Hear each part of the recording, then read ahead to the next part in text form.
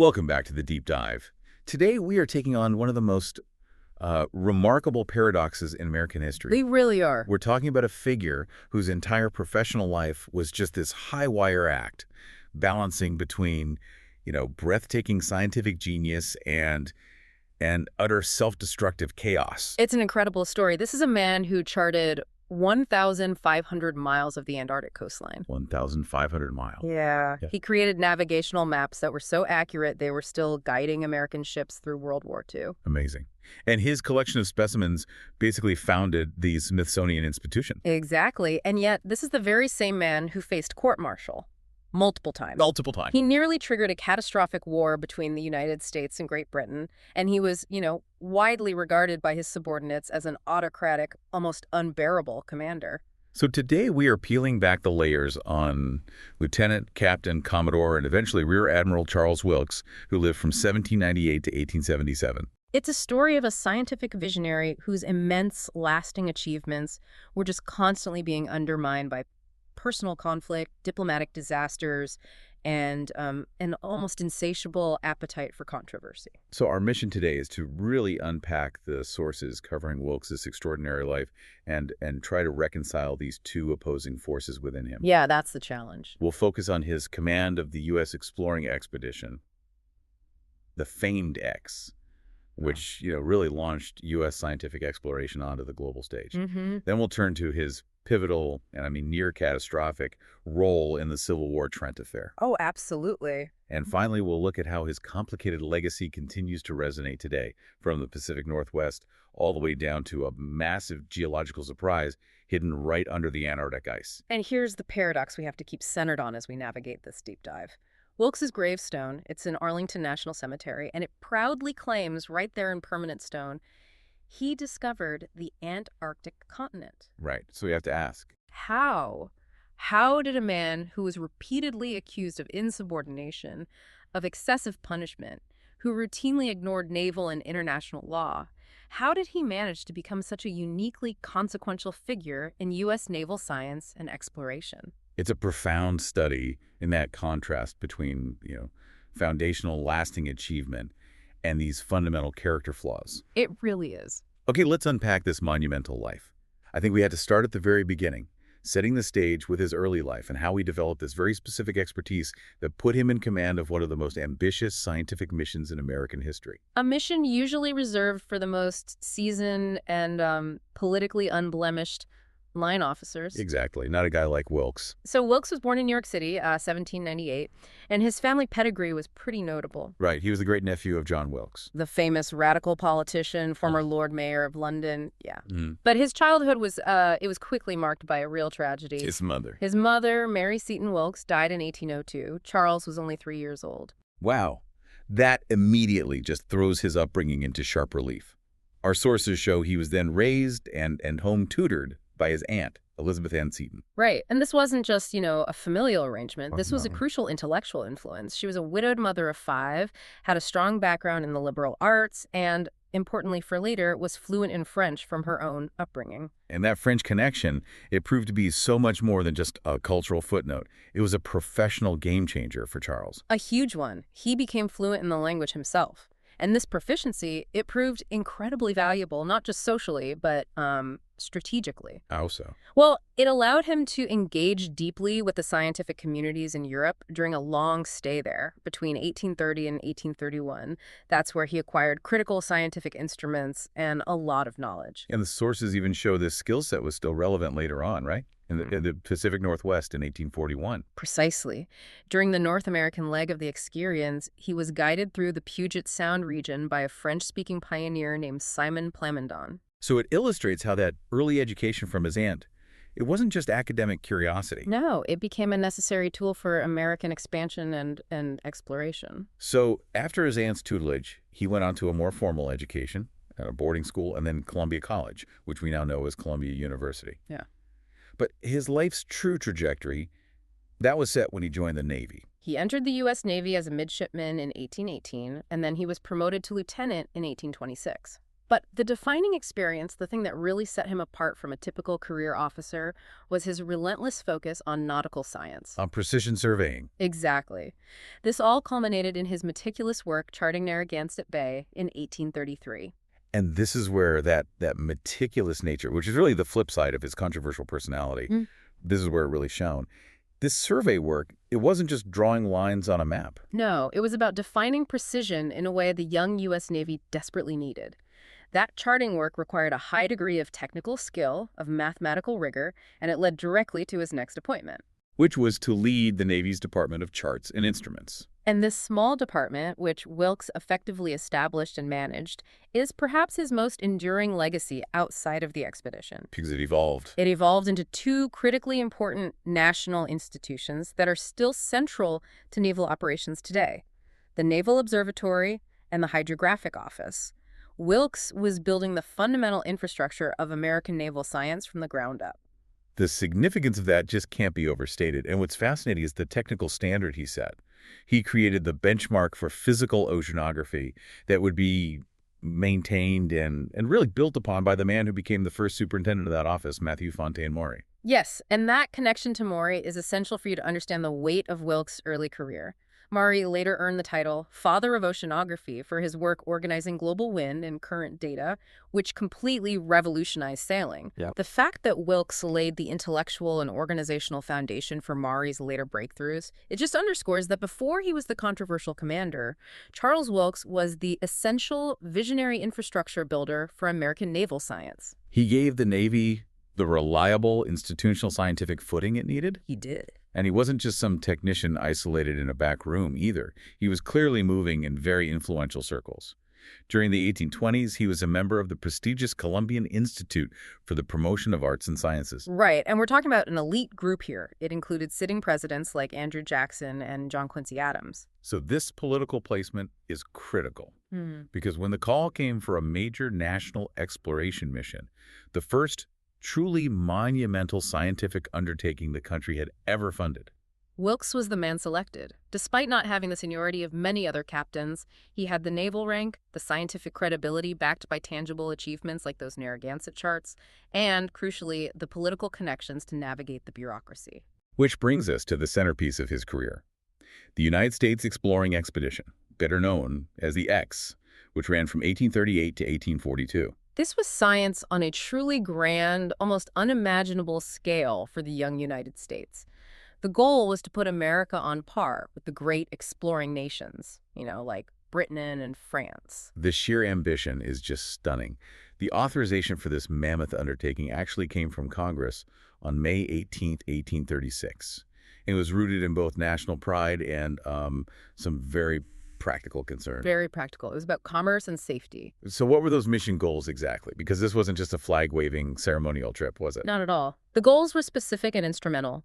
The central mandate was explicitly for the purpose of exploring and surveying the Southern Ocean, particularly looking toward the Antarctic continent. Okay. But critically, it was also focused on highly practical maritime safety, determining the existence of doubtful islands and shoals and accurately fixing the position of newly discovered ones. Things that posed a clear hazard to global shipping routes. Exactly. It's easy for us today to forget how dangerous sea travel was then. A doubtful island could sink a merchant vessel and ruin an entire voyage. Wilkes's role was essentially to clear the navigational uncertainty from vast swaths of the globe. Navigational accuracy was commerce, and commerce was national power. Precisely. And Wilkes was selected for command in 1838 because of that dual background. His experience in nautical survey work and his ability to collaborate, at least professionally, with civilian scientists. And that civilian collaboration was essential because the expedition was loaded with a level of expertise previously unseen in U.S. naval missions. It was a floating university and museum collection all in one. The personnel included multiple naturalists, botanists, taxidermists to preserve specimens. Artists, too, right? Yes, artists like the illustrator Alfred Thomas Agate, whose sketches provided crucial visual records, a mineralogist, and significantly, a philologist. Well, philologist. That's a deep cut for a naval exploration. What was an expert in language and textual history doing on a ship sailing toward Antarctica? It speaks to the mission's comprehensive scope. The philologist's job was to record and analyze the languages, the dialects, the vocabularies of the indigenous peoples they encountered across the Pacific. So this wasn't just mapping geography. No, it was a full cultural and biological inventory. They were aiming to capture the human landscape before Western expansion inevitably changed it forever. That vision is incredible, and the fleet itself, it was substantial. 6 vessels in total. The flagship was the USS Vincennes at 780 tons. Then you had the USS Peacock, the brig USS Porpoise, the storeship USS Relief, which carried all the vast stores and equipment, and 2 smaller, faster schooners, the Seagull and the Flying Fish. And on August 18th, 1838, they departed from Hampton Roads, Chesapeake Bay, kicking off a 4-year circumnavigation of the globe that would push man and ship to their absolute limits. Okay, let's trace this incredible, daunting route of discovery. They started in the deep South Atlantic before the real work in the Pacific began. That's right. They started in the Atlantic, hitting key resupply points like the Madeira Islands and Rio de Janeiro before moving south to the punishing environments of Tierra del Fuego. And from there? From there, they sailed up the west coast, stopping in Chile and Peru. Then came the vast expanse of the Pacific, visiting the Tuamotu Archipelago, Samoa, and eventually making a crucial stop for repairs and provisioning in New South Wales, Australia. But the real historical breakthrough, the one that literally cemented Wilkes's name on the map, that happened in late 1839 and early 1840? Absolutely. The Antarctic breakthrough. This fulfilled the key mandate of the expedition. In December 1839, they sailed from Sydney right into the notoriously brutal Antarctic Ocean. Which was an incredibly dangerous undertaking in sailing vessels. Unbelievably dangerous. And on January 25, 1840, they sighted the coast of Antarctica west of the Balleny Islands. This was the definitive moment of discovery. This gave physical form to the long-speculated southern continent. Yes, and it led Wilkes to name the area, appropriately, Wilkes Land. And this wasn't just some brief, tentative glance through the fog. This effort was sustained, dangerous, and scientifically substantial. Oh, it was far more than a sighting. The expedition charted 1,500 miles, or 2,400 kilometers, of the Antarctic coastline. They documented features like towering ice barriers and land masses poking through the ice sheet. So this sustained mapping, this provided the substantial, irrefutable proof. Irrefutable proof that Antarctica was not merely an assortment of islands or a massive floating ice shelf, but a true continent. This data was revolutionary at the time. So after that harrowing, freezing southern journey, they turned back north to warmer waters. Where did the focus shift then? They moved through Fiji, and then they spent a significant, intense period in the Hawaiian Islands between 1840 and 1841.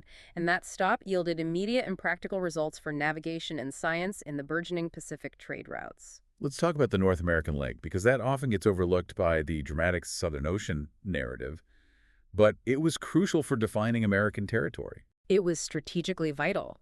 In 1841, the expedition extensively explored the entire West Coast. They were systematically surveying and mapping the Strait of Juan de Fuca, the massive expanse of Puget Sound, The Columbia River. the Columbia River, San Francisco Bay, and the Sacramento River area. They were literally mapping what would become the future boundaries of the United States on the Pacific Rim. And you find these great humanizing details in the source material, things that contrast with the sheer scale of the mission. The sources note they held the first American Independence Day celebration west of the Mississippi River. Yes, that small detail. It took place at DuPont, Washington on July 5, 1841, and it perfectly grounds the grand scientific mission in the context of American expansion and settlement. It was a projection of national identity through scientific endeavor. And following the West Coast, they finished the circumnavigation. They did.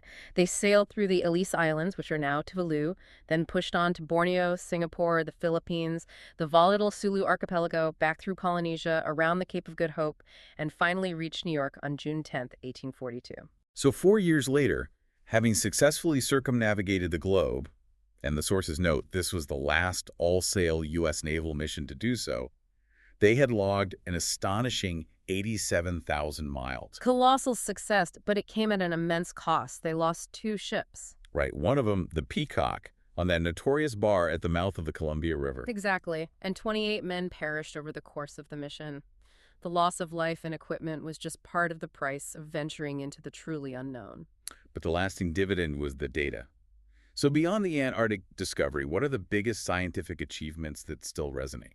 Well, we can point to several concrete, practical outcomes. In Hawaii, for example, they made the first measurements of the height of the major mountains, including Mauna Loa, using sophisticated instruments for the time. And the charts. Yes. More importantly, for the Navy and for commerce, they produced incredibly detailed nautical charts of those coastlines. Our sources confirm these charts were so accurate and well-vetted that they were still in regular use by naval and commercial vessels up to World War II. That's incredible staying power. Nearly a century of reliable navigation based on Wilkes's 19th century mapping effort. And then there's the administrative legacy. Wilkes, despite his volatile temperament, was absolutely tireless in editing the official scientific reports afterward. This was a huge undertaking. Immense, sustained labor. He oversaw the production of 19 massive volumes and 11 atlases between 1844 and 1874. He even personally authored technical volumes on meteorology and hydrography. And the narrative of the United States exploring expedition. The 5-volume narrative was published in 1844, and it detailed everything from ethnography to the political conditions in the places they visited. So he was capable of both breathtaking ambition at sea and this obsessive, meticulous administrative labor for nearly 3 decades afterward. It's almost like he was 2 different people. That's the core of the paradox. And the intellectual legacy, it really culminated in one major institutional foundation that every American knows today. The Smithsonian. Precisely. The immense collection of specimens and artifacts brought back by the scientists. I mean, James White Dana's foundational studies on zoophytes, geology, and crustacea came from this. It was overwhelming. Just the sheer quantity. The sheer quantity and quality of this material demanded a proper repository. That collection led directly to the establishment of the Smithsonian Institution collection. We can say without hyperbole that without Wilkes's expedition, the Smithsonian as we know it would fundamentally not exist. He didn't just explore. He stocked the nation's scientific storehouse. That's a perfect way to put it. This is where it gets really interesting, though. Yeah. And where the sources begin to pivot. We have this image of the meticulous cartographer, the institution builder, the visionary. But the moment he stepped back on U.S. soil, the scientific triumphs were immediately eclipsed by the shadow of his command. A professional success, but a personal disaster. Exactly. The controversy that had been brewing throughout the 4-year expedition, it just hit the moment they docked. The tension and the disciplinary issues were so severe that he was almost instantly court-martialed. The Navy didn't even wait for the full scientific reports to be filed before addressing the complaints about his leadership. So let's detail some of the high-handed actions that led to this, because they speak to an autocratic command style that was absolutely ruthless, especially when dealing with indigenous populations. The expedition's interactions with people in the Pacific were marked by severity. In Fiji, for example, they kidnapped the chief Rovedovi, charging him with the murder of American whalers. This was just an act of unilateral power projection. Into a sovereign system, yes. But the Malolo Island Massacre in July 1840 is the incident that truly exemplifies the level of retribution he was capable of exacting. It's the darkest mark on his record. It is. 2 sailors, and one of them was Wilkes' own nephew, Midshipman Wilkes Henry. They were killed while they were attempting to barter for food. Wilkes' response was immediate, punitive, and overwhelming. He called it swift and severe retribution. And our sources include testimony from an old man from Malolo Island who claimed that some 80 Fijians were killed in the resulting military assault. This wasn't justice, it was a military reprisal intended to establish fear and total submission. And this high-handedness wasn't just reserved for foreign conflict. It extended to his own crew, often in the name of scientific rigor. The Mauna Loa charting in Hawaii is a perfect, painful microcosm of his leadership style. That's a key anecdote. Wilkes needed to haul a delicate, heavy pendulum up the side of Mauna Loa to measure gravity, a crucial scientific task. To do this, he employed hundreds of native Hawaiian porters. But instead of using the existing, established footpath. He insisted on trailblazing his own, much more difficult route. Why? Why create unnecessary hardship when an easier path existed? It seems to have been rooted in control, an insistence on his personal method being the only correct one. The decision unnecessarily prolonged the effort, turning a difficult trek into a dangerous ordeal. And his crew and the porters suffered for it. Heavily.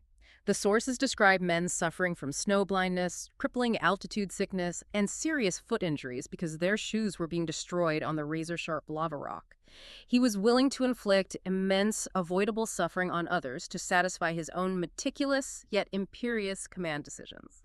So the court-martial, upon his return in 1842, led by charges from officers like the ship doctor Charles Wilkes, was clearly unavoidable. What was the scope of that legal challenge? The charges were comprehensive and serious. The loss of one of his ships on the bar at the mouth of the Columbia River, general mistreatment of his subordinate officers, including verbal and psychological abuse, and most centrally, excessive punishment of the sailors in his squadron. And Dr. Wilkes was a major witness. A major witness, yeah, detailing the abuses from a medical perspective. So wait, if the allegations were so severe and the evidence of mistreatment was so clear, especially after the Malolo incident, what was the outcome? This is where the political dimension comes in.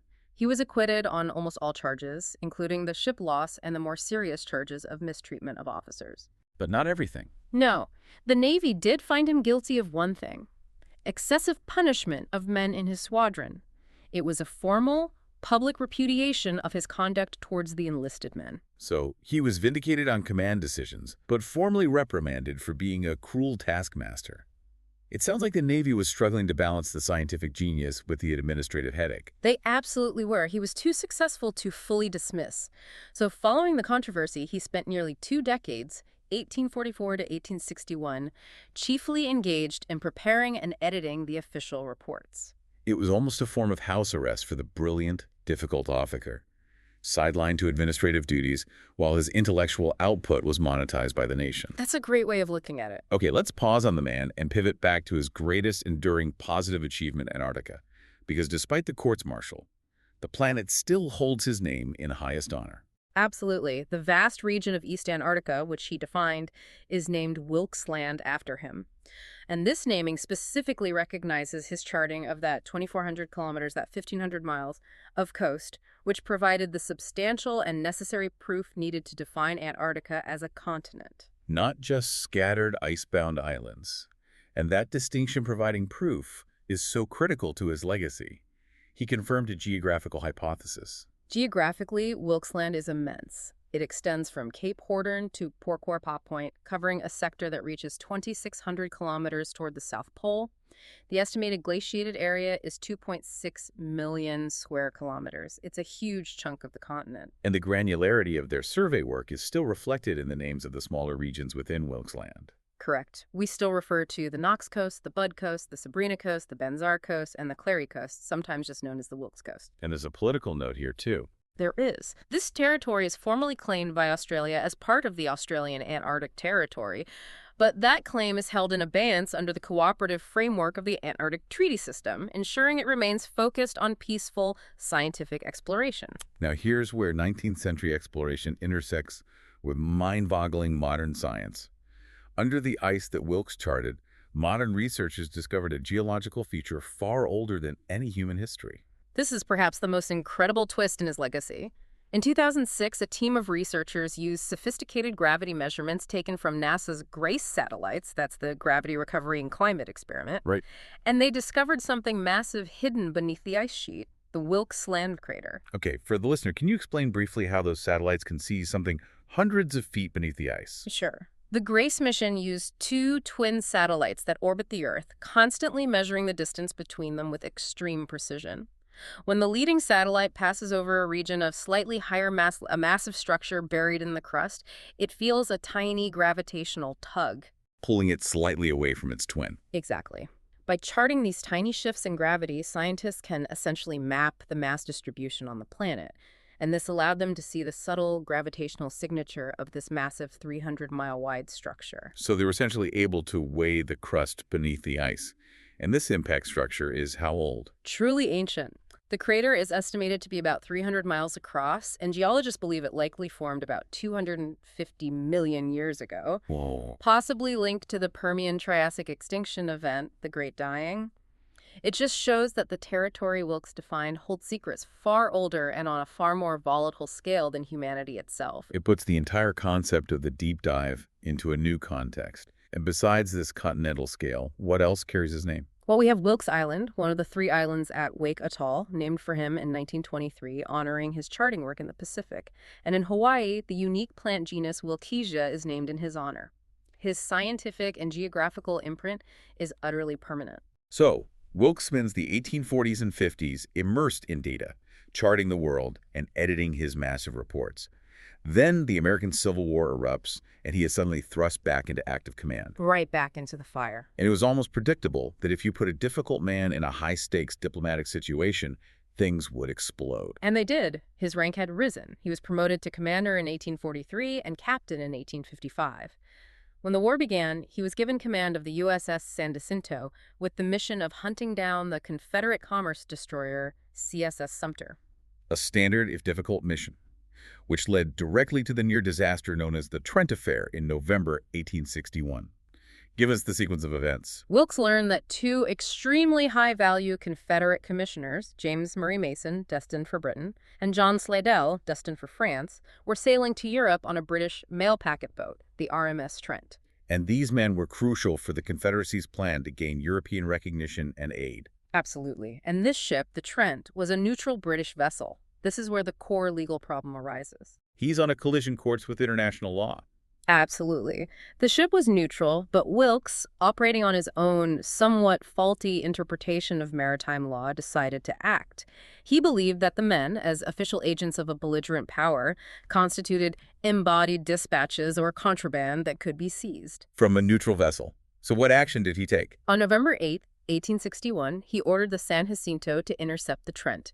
He fired 2 shots across its bow, a clear act of aggression against a British vessel, forcing it to stop. And then he boarded the ship. He boarded the vessel, arrested Mason and Slidell, and took them as prisoners of war to Fort Warren in Boston Harbor. And while the Northern public saw this as a heroic, patriotic capture, it was a staggering violation of British neutrality. And of the accepted legal principle of freedom of the seas for non-contraband items, it caused an explosion.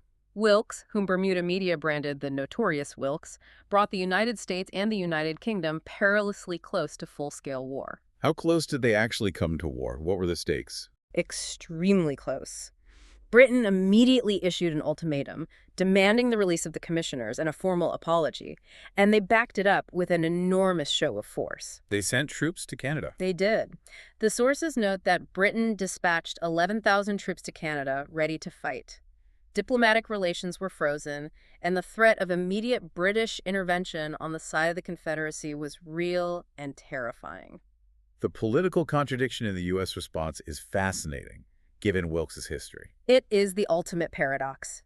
Congress officially thanked Wilkes for his brave, adroit, and patriotic conduct, recognizing the intense public fervor for the capture. But President Lincoln, cooler heads prevailing in Washington, understood that war with Britain was a far greater threat than the escape of 2 Confederate agents. Lincoln reportedly said that Wilkes had captured the Confederate diplomats, but he also captured the Union's neutral rights, handing Britain a weapon against them. So he had to disavow the action. Following fierce diplomatic protests, Lincoln disavowed Wilkes' action, stating they had to stick to the old rules, and the diplomats were speedily released in January 1862, easing the international crisis. So he's lauded by the legislature, but rebuked and effectively sidelined by the executive branch to prevent a global conflict. It's hard to imagine a more volatile set of mixed signals for a naval commander. It had immediate career consequences. The Navy placed Wilkes on the retirement list in December 1861, just weeks after the incident. But he came back. Incredibly, yes. Less than a year later, in July 1862, he was promoted to Commodore on the retired list and reassigned to duty pursuing blockade runners in the West Indies. He was too aggressive and too effective at certain tasks to be totally ignored, even if he was diplomatically dangerous. And his tenure as commander of the West Indies Squadron was where the high-handedness just continued its relentless escalation. It seems he viewed the Trent incident not as a near miss, but as a confirmation that his independent judgment was superior to naval regulations. Exactly. He viewed himself as a man above standard rules, and he immediately drew heavy criticism for failing in his primary operational task, capturing the legendary Confederate commerce raiders CSS Alabama and CSS Florida. And his own decisions undermined his effectiveness, right? Yeah. You mentioned a critical command decision concerning one of his best ships. That's right.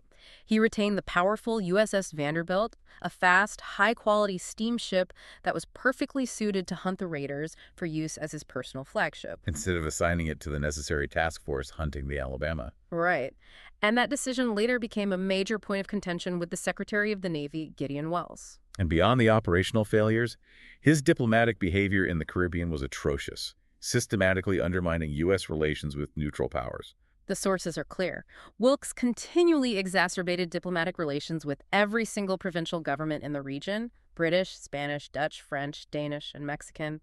It was a never-ending stream of complaints generated entirely by his imperious and autocratic actions. Give us some concrete examples of these international law violations. He was systematically and repeatedly violating international law regarding belligerent nations in neutral waters. He was setting up coal depots on neutral islands without authorization. He was cited lingering outside neutral ports, essentially establishing informal blockades, which was highly provocative. He was treating the entire neutral Caribbean as an extension of the Union operational zone. He was. The British authorities in Nassau and St. George's and the French in Martinique, they all accused him of establishing illegal, unofficial blockades. They suspected he'd been sent intentionally to provoke them. And even his successful captures caused problems. Yes. His captures of ships like the Peterhoff, Dolphin, and Springbok resulted in diplomatic objections specifically directed against his quality of leadership and defiance of international norms, not just the legitimacy of the prize claims. And this never-ending stream of complaints, as the sources describe it, ultimately led to his definitive removal from command. Precisely. The Union couldn't afford a second major diplomatic crisis while fighting the Confederacy. He was recalled in June 1863. The diplomatic fallout, the sheer volume of outrage coming from every neutral nation he encountered, was the overwhelming reason for his immediate removal. But Charles Wilkes was not a man to go quietly. This conflict with Secretary of the Navy Gideon Welles escalated, leading to his final, most comprehensive court-martial in 1864. Welles had initially supported Wilkes in some actions, but his patience broke when he publicly criticized Wilkes in the December 1863 annual report over that decision to retain the Vanderbilt. And Wilkes, seeing this criticism in print, reacted violently. He wrote a scathing, highly critical public response to his superior officer that quickly found its way into the newspapers. This was an intolerable act of insubordination. A court of inquiry was immediately convened, which led directly to a court-martial in March 1864. What was the full list of charges this time? It sounds like the Navy was determined to catalog his entire history of professional misconduct. It was an exhaustive indictment of his character and command style: disobedience of orders, insubordination, disrespect of a superior officer, disobedience of naval regulations, and conduct unbecoming an officer. And the verdict. He was found guilty of all charges. It was the ultimate professional repudiation. So, after the immense success of the charts, the Smithsonian, he ends his active career being found guilty on every count of insubordination. What was the sentence? He was sentenced to a public reprimand and suspension from service for 3 years. But even in this moment of professional collapse, the shadow of Lincoln returns. Lincoln intervened again. He did. President Lincoln, once again intervening in the affairs of the rogue genius, reduced the suspension to 1 year and dropped the balance of charges. It's almost as if no one in the administration could decide whether to salute him or jail him. He was eventually promoted to Rear Admiral on the retired list on July 25, 1866, marking the end of his official service. So what happened in his later life? Did he find peace in writing? He certainly maintained his intellectual focus. He returned to his scientific labor. In addition to his official narrative, he wrote an autobiography and other scientific works like Western America, including California and Oregon and Theory of the Winds. He continued to process and share the vast store of knowledge he had gathered. Wilkes died in Washington, D.C. on February 8, 1877, and his physical resting place has that final, defiant historical footnote. He was originally interred at Oak Hill Cemetery, but in August 1909, the United States, in recognition of his immense contributions, moved his remains to Arlington National Cemetery. And that is where his famous gravestone lies, with that proud, if perhaps contested, declaration: "He discovered the Antarctic continent." A final, lasting claim to the monumental achievement that defined his life. Let's discuss the cultural and naval echoes he left behind, because his personality seems to have leaked into American folklore, defining the archetype of the obsessive sea captain. There is a strong historical speculation that his obsessive behavior and harsh code of shipboard discipline, the very traits that led to the court-martials, may have directly influenced Herman Melville's characterization of Captain Ahab in Moby Dick. The driven, uncompromising commander. Exactly. Wilkes's reputation for a relentless, almost manic command, regardless of the cost to his men, certainly fits that literary mold. And whether or not he influenced Ahab, the U.S. Navy has certainly honored the exploration legacy, regardless of the temperament of the man who led it. Absolutely. 4 different U.S. Navy ships have carried his name. A torpedo boat, 2 destroyers in the World Wars, and finally, the oceanographic survey vessel USS Wilkes, launched in 1969. The Navy consistently honors the legacy of scientific discovery, implicitly separating the achievement from the long list of disciplinary issues. The distinction between the man and the mission is key to understanding his modern legacy, which is still being debated in the very communities that encountered his expedition 180 years ago. And this brings us right up to the present day. We see that complex legacy playing out on Bainbridge Island, Washington, near the waters he charted. The Captain Charles Wilkes Elementary School was renamed in 2023 to Alec, or Haliltz, Elementary School. And that name change wasn't just administrative, was it? It represents a contemporary reckoning with the historical violence we discussed. It absolutely does. It reflects the mixed public reception regarding his past actions, particularly the severity of the violence exacted in the Pacific, the Malolo incident, and his general high-handed treatment of indigenous peoples. The renaming signals a necessary shift. While we acknowledge his pioneering role, society is now refusing to valorize the violence and cultural insensitivity that came with it. So what does this all mean when we summarize the life of Charles Wilkes? We started with a paradox, and we end with a figure who was foundational to the institutionalization of American science, yet fundamentally incapable of managing himself or his relationships. He gave the world foundational, lasting knowledge. The specimens that built the Smithsonian, the charts that guided ships for generations, and the irrefutable proof for the existence of the Antarctic continent. That scientific infrastructure and global knowledge outlived all his political failures, his courts-martial, his command controversies. The sources show a man capable of global feats, logging 87,000 miles, bringing back unparalleled data, yet who consistently failed in the simple management of his own subordinates and in respecting basic diplomatic relations. It suggests a complete failure of temperament contained within a mind of staggering scientific rigor. Wilkes is a perfect example for you, the learner, of how foundational knowledge can be a lasting, permanent good, even when the person who delivered it was deeply flawed, prone to insubordination, and capable of extreme documented violence. The critical analysis here is that we have to separate the quality of the discovery from the character of the discoverer to understand his true legacy. A difficult but necessary process. Despite proving the existence of the Antarctic continent and creating charts that lasted into the World War II era, Charles Wilkes was never far from conflict. And this leads us to our final provocative thought for you to consider. Given the discovery of that immense 300-mile-wide, 250-million-year-old crater under the ice of Wilkes Land, a terrain defined by cataclysmic impact, we have to ask, was Charles Wilkes' personality truly the anomaly in his time, or was the sheer, volatile, and unexplored scale of the territory he sought to define destined to attract and be defined by such stormy, explosive, and uncompromising characters? That's a fascinating question. Perhaps the chaos he brought was merely a reflection of the unbridled chaos of the world he was attempting to measure and tame. Something profound to think about as you navigate your own deep dives. Thank you for joining us for this intense look at a truly paradoxical and foundational American pioneer. We'll see you next time on The Deep Dive.